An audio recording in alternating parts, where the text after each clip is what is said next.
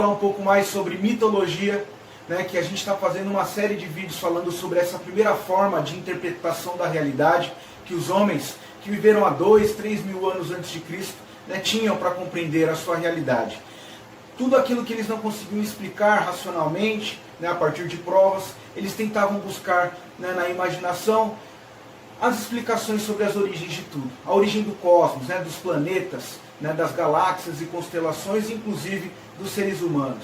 Essas perguntas até hoje causam aí pra gente uma certa estranheza. Tem gente ainda que discute essas questões relacionadas, né, ao universo, ao planeta Terra. Eu tenho certeza que vocês acompanham aí nas redes sociais, né? Ainda essa questão de terra plana, ou seja, essas visões cosmogônicas, ela sempre, né, pairou o imaginário humano, né, e esse conhecimento tão antigo foi uma das primeiras formas de interpretação da realidade, né? Então, mitologia significa pensar sobre as origens, pensar, buscar informações, ideias que possam explicar o início das coisas.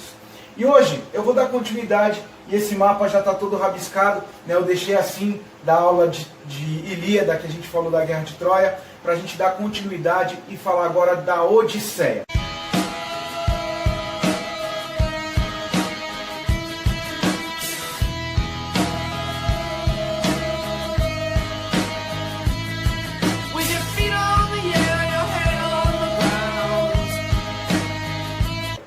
Odisseia é um gênero literário um pouco diferente da Ilíada, mesmo sendo atribuída a Homero, né, há uma diferença muito grande, né? Na Ilíada, que nós temos aí uma guerra, né, o gênero literário é um épico, ou seja, né, o assunto vai ser batalhas, guerras, né, vai ser esse contexto, né, de morte de um lado e de outro, né, esse contexto aí de embate entre duas cidades.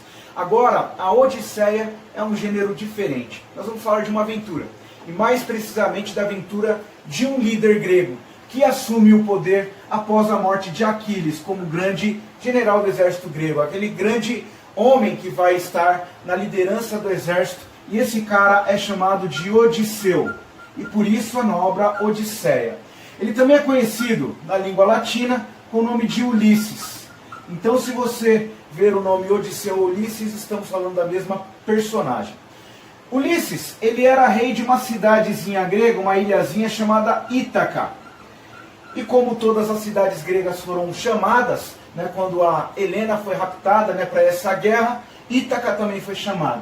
Ulisses teve que deixar a sua mulher, Penélope, rainha da cidade, e seu filho recém-nascido chamado Telêmaco. Então essa é a história, esse é o enredo. Falar da vida de Odisseu. E logo depois da morte de Aquiles, ele no comando do exército, ele que vai ser aquela pessoa que vai ter uma ideia para tentar vencer os troianos. Lembrando que as muralhas de Troia faziam com que nenhum exército conseguisse romper essa fortaleza. Então a guerra acontecia do lado de fora das muralhas. Mas por conta da genialidade desse personagem Ulisses, Odisseu, né, que nós temos aí o desfecho da guerra.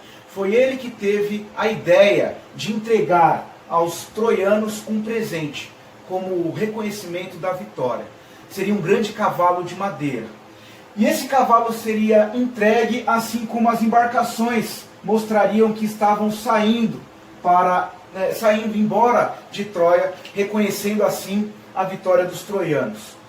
Essa estratégia foi a seguinte: lógico que o cavalo não é somente um presente, por isso que a gente tem no nosso vocabulário também a expressão presente de grego. Geralmente um presente que a gente não está esperando e geralmente é algo negativo.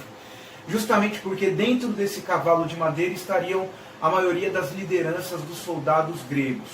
E foi o que aconteceu. Vários barquinhos tentaram mostrar que estavam saindo da região de Troia. Os troianos então já começaram a comemorar acreditando que tinham vencido, e quando chegou o cavalo de madeira eles tiveram a certeza, um presente dos gregos reconhecendo a perda na guerra e a vitória de Troia. Então Troia agora está em festa. O rei Príamo pede para que os portões da cidade sejam abertos para entrar esse grande presente. E aí, eu acho que vocês também sabem o desfecho, né? Essa obra também é muito famosa, já virou tema de filme também.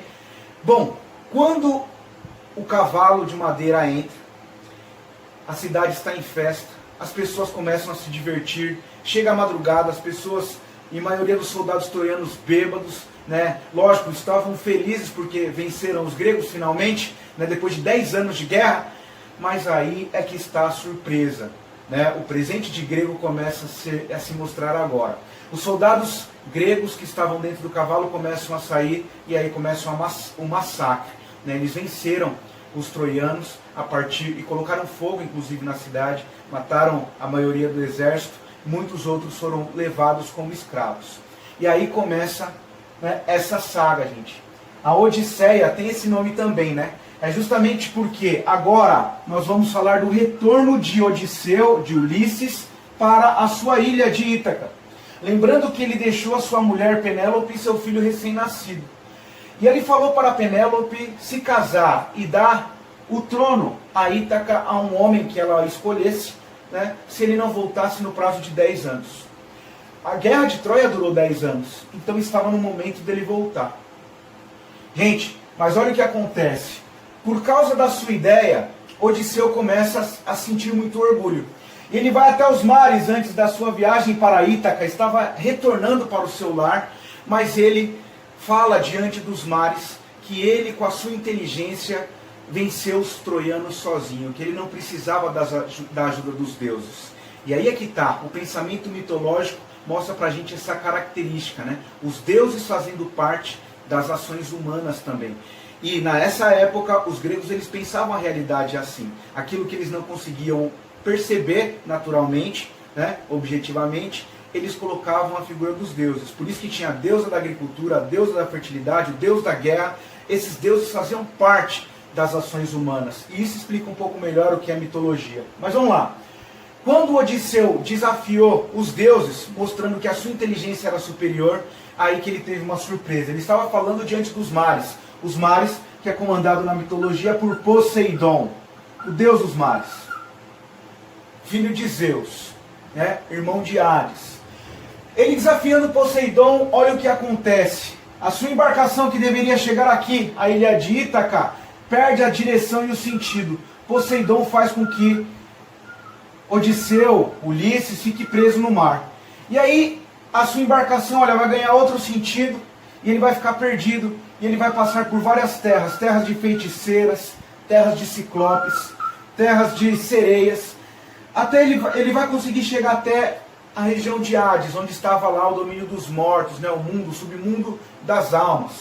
Gente, ele vai ficar perdido no mar durante 10 anos. Então imagina, 10 anos de guerra, mais 10 anos perdido no mar. Eu pergunto para você, será que a Penélope casou novamente? Deu o trono de Ítaca para outro homem? Eu tenho certeza que você pensou assim, a Penélope já deve ter tido colocado outro homem aí e tudo mais. Não, gente. A mulher quis esperar o seu homem. Isso que é bonito nessa obra também. Lógico que há várias surpresas nessa obra, mas a Penélope nunca perde a esperança, acreditando que o seu marido, Ulisses, vai retornar à sua terra Ítaca. Depois de 10 anos perdido no mar, Telêmaco, já com 20 anos, olha só, recém-nascido quando o pai dele foi para a guerra, agora com 20 anos decide ir em busca do pai. E gente, esse é o ponto alto dessa obra, o clímax, o momento mais bonito. Que olha, se você pegar para ler com cuidado e se você for sensível como eu, você vai chorar bastante nesse momento. O encontro de Telêmaco com seu pai.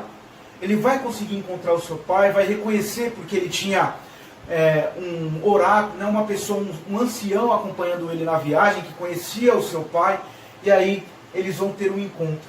Mas só que Ulisses, mesmo estando muito feliz encontrando o seu filho, ele vai ficar preocupado ao retornar para Ítaca, justamente porque nesse momento o trono está totalmente devastado, né? A cidade está devastada. Muitos homens já não respeitam nem Telêmaco nem Penélope, né? Eles só estão esperando que a decisão aconteça, que algum homem assuma o trono da cidade, seja rei da cidade. Mas aí Ulisses com seu filho Telêmaco começam a bolar um plano. Ele pensou em se vestir de mendigo para não causar nenhum tipo de impacto negativo quando chegar à sua ilha. E quando chegar lá, eles iriam fazer uma prova. Para quem pudesse, né, vencer essa prova, seria o novo rei de Ítaca. E foi esse o plano. Os dois voltam para a cidade de Ítaca. Nesse momento, Ele só se revela para a esposa dele, Penélope, e fala mais ou menos o plano que está acontecendo. Então Ulisses, né, esse momento bonito também de encontrar a esposa depois de 20 anos. Mas lógico que não dá para ele se assumir assim, porque ele pode ser morto a qualquer momento. Tem muita gente querendo o trono de Itacajá, né, há muitos anos. Então Telêmaco ele propõe um desafio. Todos os homens que estão ali, seria o dia para a escolha do novo rei da cidade. E eles trancam todo mundo dentro de um palácio, o palácio de Odisseu, e lá eles fazem uma prova. Eles colocaram várias lanças, uma ao lado da outra, né, formando assim uma fileira de lanças, e no alto dessas lanças há como se fosse uma aliança, né, uma pequena argola em cima de cada lança.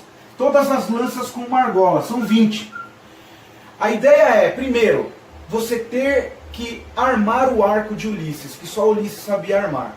Né? Então, o grande guerreiro, Odisseu, rei de Ítaca, só ele sabia armar. Então, o primeiro desafio seria armar o arco. E o segundo desafio seria lançar uma flecha por entre as argolas aqui, acima dessas lanças. Quem conseguir lançar a flecha, né, e ela passar por todas as argolas, é o novo rei de Ítaca. E aí começa. Várias pessoas tentando armar o arco e já não conseguiam, porque havia uma técnica específica, já não conseguiam armar. Uns 2, 3 que queriam o trono ali conseguem armar o arco, mas quando vão atirar a flecha, não conseguem ultrapassar todas as argolas. Aí nesse momento, ninguém dava nada para o mendigo que estava ali, né, meio que jogado, né, meio assim, deixado de lado. Ele também quer uma tentativa, né, de armar o arco e jogar nas argolas. E esse mendigo, que era Ulisses disfarçado, ele tem uma técnica, ele vai entrar por dentro do arco, vai conseguir armá-lo e depois ele vai lançar por todas as argolas. Nesse momento, todo mundo fica ali sem entender o que está acontecendo. Né, um mendigo que mal tinha força conseguiu fazer essa proeza, e aí ele se revela como Odisseu, que estava retornando ao seu lar. Nesse momento todas as portas do palácio são fechadas, são trancadas, e aí começa a matança.